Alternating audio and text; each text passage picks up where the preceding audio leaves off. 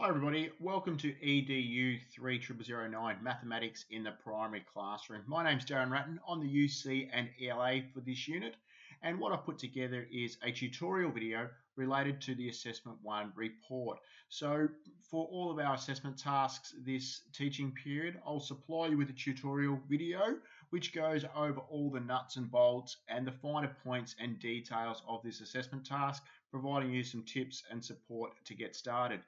I encourage you to watch this prior to attending our live collaborate session. So when you do attend our live collaborate session, you can come with your questions, we can brainstorm, we can workshop some different ideas and further explore and expand on the assessment task. So during the live collaborate session, we won't be going over the finer points of the assessment task, but it'll be more interactive and a workshop to share and cooperate with each other.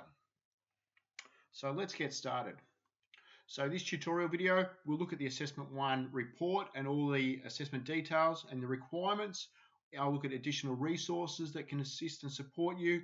I'll give you some tips and talk to you about submission, and then we'll go through the assessment criteria, look at extensions, and hopefully this is great information to set you up. So the Assessment 1 report, it is 1,500 words plus or minus 10%. Please do ensure you adhere to these strict guidelines. It's worth 25% weighting for your overall mark. And the due date is 5 p.m. on Monday, the 31st of July, week 4. So it is coming about very quickly. So hence getting you this video will definitely support and help. And it is a report, so it will have a specific structure, which I'll break down shortly for you. So this maths unit is a primary unit, and your assessment task will involve writing a report that discusses mathematics assessment in a primary school context. So that's very important to remember, that it is primary school maths in a primary school context. In your report, you'll be comparing and critically evaluating the benefits and limitations of a minimum of 3 forms of assessment in mathematics. Now, compare and critical evaluate, we're not just explaining these different forms of assessment, but we want you to actually dig deep and compare and evaluate and analyze them. Why are they being used? What are the benefits of them and what are the limitations of them? Now, the recommendation is a minimum of 3. I would encourage you to stick to 3 or 4 at the max. Any more than 3 or 4, what will happen, you'll start to be light on and skim across and miss some of that finer detail. But I will give you some suggested models further on into this presentation. And there's a learning outcome that it adheres to. So as a teacher, we deliver in our classroom a wide variety of different assessment tasks. We do it for a variety of reasons, and that's what we're going to investigate today. So as a teacher, you might deliver some formative assessment. So this is assessment for learning. This will give you some information of what direction you'll be heading with your teaching to cater for your cohort of students. And then at the end of a unit or a lesson, whatever it might be, you'll undertake some summative assessment, which is the assessment of learning. What have these students learned and what have they gained from it? Are there any gaps? So those 2 forms of assessment are very involved with our teaching focus and help support us in planning and delivery. Then we also have our standardized testing, and these standardized testings can be a national test such as NAPLAN, which are a diagnostic test. They also might be diagnostic tests that your school prescribes and recommends that you do at various intervals to find trends and look at data and how the cohorts are traveling. So there are 3 different types of assessment. They do overlap. I totally understand that there is some overlap, but in your introduction, please highlight clearly what assessment type you're using, what strategy you're using, and how it fits in. So for example, portfolios could be assessment of learning, but they also may have information in there that can promote further teaching as well. But just clearly state which one you're using.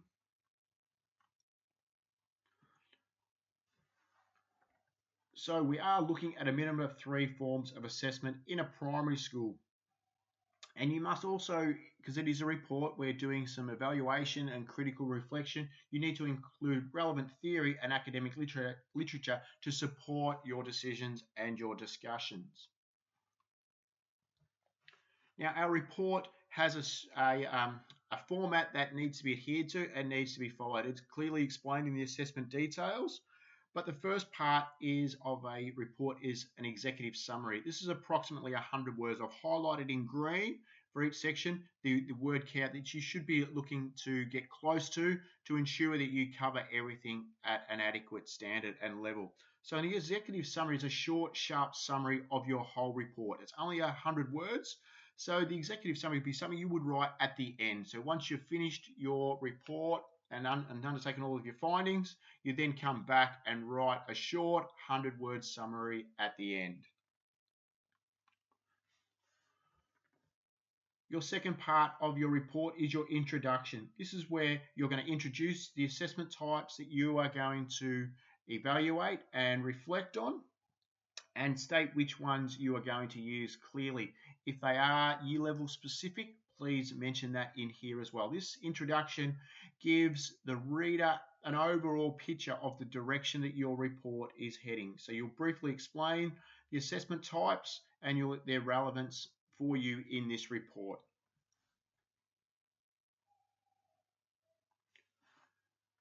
Now, this is only a short assessment task of 1,500 words. So a content page you'll see on some report formats is essential. But for this task, a content page is not required, but it's optional, but it won't be included in the word count. So if you do want to include one, you're welcome to experience and have a go at that. Headings, I won't include those in your word count either. So with a report, you can use subheadings. So if you want to put subheadings in, you're welcome to do that to clearly define the aspects of your report. So once you've completed your introduction, this is where the body of your effort and time and energies will go into, the findings. So this is where you'll discuss the key benefits and implications of your chosen assessment types. And I've highlighted in red the key aspects of these points. You must discuss the benefits and implications. You need to look at both sides and evaluate them. So looking just at the benefits and not covering the implications will leave you a little bit short when we come to grading. Identify factors that contribute to use. Now, some of these things we'll pull apart more in our discussion boards, and we'll discuss them on our live collaborate and work through them as well. But identifying factors that contribute to their use, it might be a part of the school policy, it might be a national government requirement that these assessment tasks take place. It might be parents required for reporting, so you might be doing it to supply information to reports. It might be something that you are doing to inform your teaching. And it also comes down to teacher preference as well, of what styles of assessment tasks you deliver to your students and the cohort that you're working with. So there's lots of different factors that contribute to the selection of an assessment task that you use. You'll also report on the potential effects of the assessment task in relation to the child's learning and development in mathematics. Is the data, is the information that you're getting from it, is it going to be helpful? Is it going to be useful? All of those things will be discussed in your findings of why that assessment style and strategy is being utilized. And you'll do that for all 3 of your assessment types in the findings. So you need to discuss all those aspects, benefits and implications, contributions to use, and potential effects. That all gets discussed in your findings for your 3 different selections. Then the last part is your conclusion.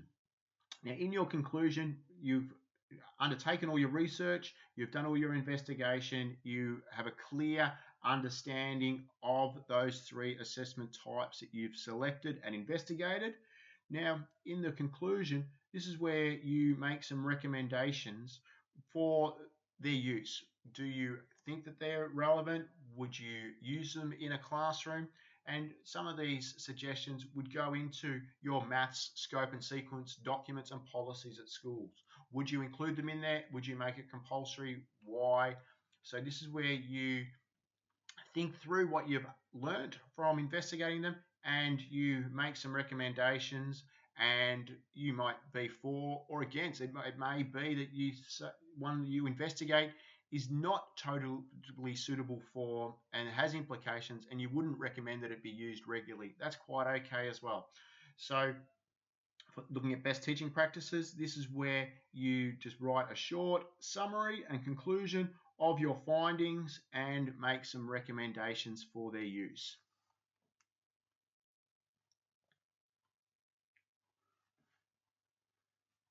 Now that you understand the assessment task, its requirements, this is just a possible approach, and this is just an idea that I've put forward to you, and you can approach it any way you feel. There's no right or wrong way to do it, and how you go about it is up to you. And there are a number of ways, like I said. 3 forms of assessment tasks, assessment, investigation are probably ideal.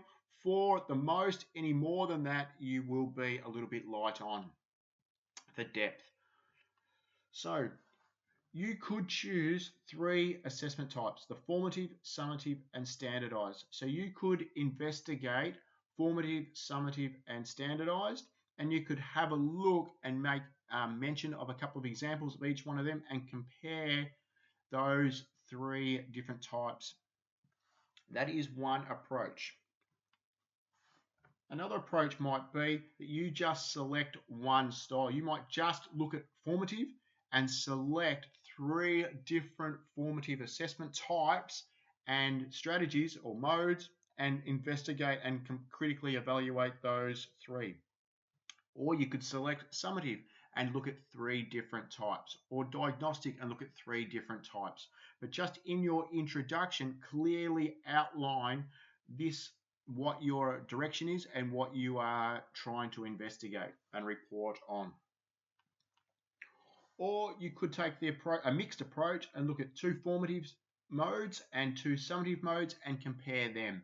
So they're just some examples, and I would encourage you to put them up on your discussion board of what your ideas are and maybe what your subheadings are that you're thinking of using for your report, and get some feedback from your peers and your ELA.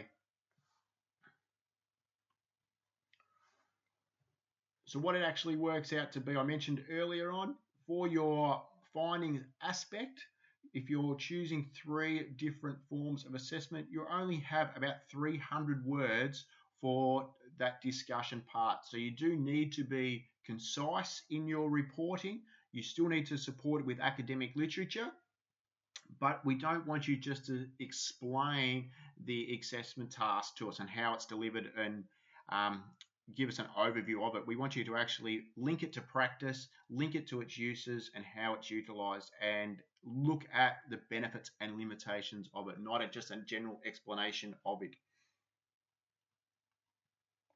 So there's no set template or exemplars available for this task. So I've given you the key headings, and they're also listing the assessment details that you need to use. That's the template that you work under. If you want to add additional subheadings in for your 3 assessment types, you're welcome to do that as well.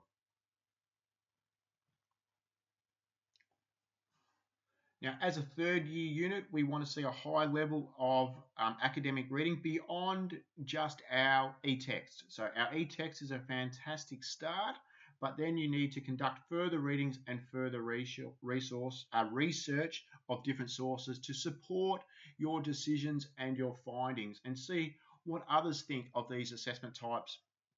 What are other people saying in the mathematics field? It's an expectation to use credible sources. So make sure that you do find credible source. Wikipedia is not a credible source. As I mentioned, the e-text is a great place to start. So jump in there and have a look at the relevant chapters, and that'll give you a really good idea and direction of an understanding of mathematics assessment. So my best suggestion is to start with our learning materials in week 1 and 2. E-text chapter 4, the assessment chapter, is got some fantastic information, and then from that, you can look at the references they've used and then go further out and have a look at some of those other sources. They will help you. So I know we're all still learning to understand Canvas and navigate Canvas. That's going to take some time as well, but jump on and try and jump into our weekly activities and weekly readings to make a start on this assessment. Also, the Swinburne Online Library, if you haven't accessed this before, you can use your current sole username and password and access the Swinburne Library, and there's lots of journal articles that are current and relevant in a digital format that you can access.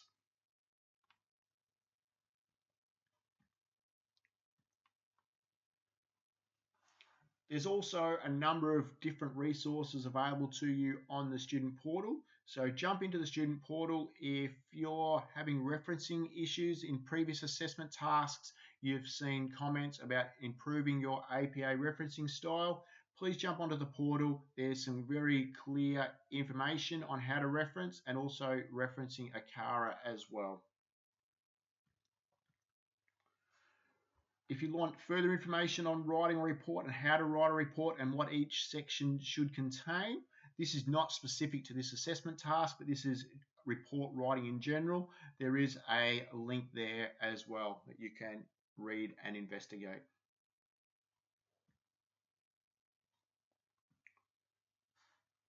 Within the student portal, there are also a number of support people that you can help you and support you, as well as your ELA and myself as your UC. There are external sources that can assist you. However, do not leave this to the last minute. Time goes very quickly, so if you're needing further support, jump onto that and highlight it with your ELA and recognize that so that we can help and support you. Now here is a clear little table that shows you some of the support you've got access to. And when I send you the PowerPoint presentation, these links will take you to the necessary sites as well. If you haven't had a go at using your tutor and submitting drafts, I'd highly recommend you give it a go. You're allocated a number of hours to utilize this, so you can submit that. They'll give you feedback on your draft assessment, and they won't be content specific, but it'll help you with your formatting and grammar, etc. So please have a look at that. Also, if you're finding studies becoming difficult for you, jump on and have a chat to our student coaches. They'll give you some tips on managing your study load, motivation, and how to continue to achieve your end result of becoming a teacher.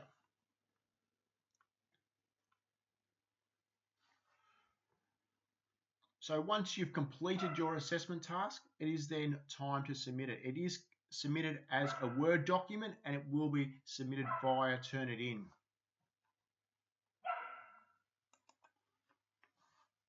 As mentioned previously, headings are not included in the word count, so you can add subheadings in if you wish.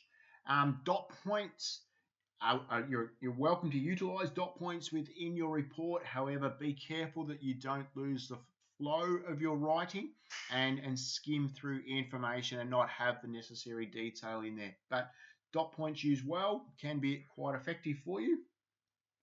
Write in the third person. So we don't want to see I and we, and this is what I recommend. It needs to be in third person because it is a report.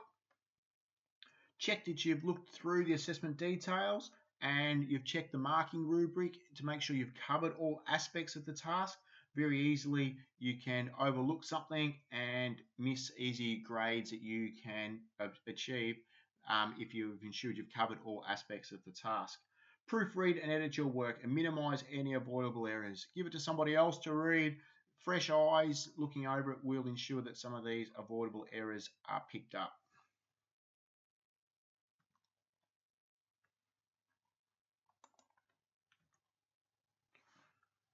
You do need to adhere to APA guidelines, and one thing that is common is not double spacing, so please ensure you do double space your work. It is an APA requirement, but as an ELA grading your work, it's far easier for us to read it when it's in double line space, and it also allows us to add comments in far more easily. So please adhere to that, and the font size and the font type so that all computer users, when your ELAs can load it up on the screen and the font is readable. With your referencing, double check how you're referencing, ensuring that you do have your hanging indents and applying to all those APA guideline requirements. And jump on the portal if you require further information. The assessment criteria, there's 4 assessment criteria for this task, and you can see how they're weighted there. So let's have a look at the 4 different assessment criteria, and I'll give you some more information on them. So assessment criteria 1, research and reporting on types of assessment. So we want to see critical reflection in your rationale for choice, and that you have undertaken relevant research from wider sources and linked in and included things from our readings and also from other sources and beyond. So it does need to be deep and meaningful and add depth and make links to practice. Application of theory and links to practice. So this builds on criteria number 1. So having a deep understanding of that theory and how it applies to your classroom and how it would apply in a primary classroom. Criteria number 3, the depth and breadth of understanding. So extensive understanding of the effects the assessment types have upon children's learning and development. So looking at the effects, so what are the effects? There will be many effects, but we want you to pick out the key effects because you can't discuss them all because the word count doesn't allow that. But pick out some of those most important ones and elaborate on them. And then looking at your recommendations for further use, how those assessment tasks could be further used, and we'll link in with policies and different teaching strategies. And then making links to the theory as well. Criteria number 4 is your academic expression and referencing. Have you proofread your work? Have you minimized the errors that are in it? Have you referenced appropriately and made sure that it all flows and reads at a professional level is what we're looking for in your academic expression. Now, extensions, I understand that things pop up and you do require an extension. If you require a 48-hour extension, please contact your ELA directly and with a valid reason, and they will organise a 48-hour extension for you. If you do require longer than 48 hours, and I understand those things happen as well, you'll need to jump online and apply with that online link, and then that will come through to me for approval, and you'll be required to submit some supporting evidence as well. So really adhere to your timelines for all of your units, because once you start having an extension, it then starts putting impact on you further down to the track with your other units and other assessment tasks, and makes it more difficult with you. So start early, map out and plan out the TP, and aim to have them in a little bit before the required due date, and then if anything does pop up, you do have a little bit of breathing space there. So I would encourage you to jump on and have a look at where all the assessment tasks are due for all of your units, and then map yourself out a plan of when you hope to achieve them so that you meet the needs for all units. Just to finish, jump onto your discussion board and post your questions in the relevant thread, and together everyone will benefit from them. So, and often you'll get a faster response from your team than just from your ELA. So I do encourage you, it is a collaborative unit. The best thing I could offer to you is the groups that succeed and students who go really well, the ones that jump on to the discussion boards, posting their ideas, thoughts, getting feedback from each other and helping each other out. So jump on and get involved with that. Next week, Wednesday the 19th of July at 7:30, we'll have our first live collaborate session. So please bring any questions you have to this session. As I mentioned earlier, it won't be a revisit of the task, but it'll be an interactive workshop, and we'll pull apart some of those specific details and the effects and the benefits and limitations and look through those in more detail as a group. So you will enjoy that. So that's the end of the presentation. I wish you all the best for your first assessment task. If you have any questions at all, please contact your ELA or myself and we'll be more than happy to help you. So have a great unit and all the very best. Thank you.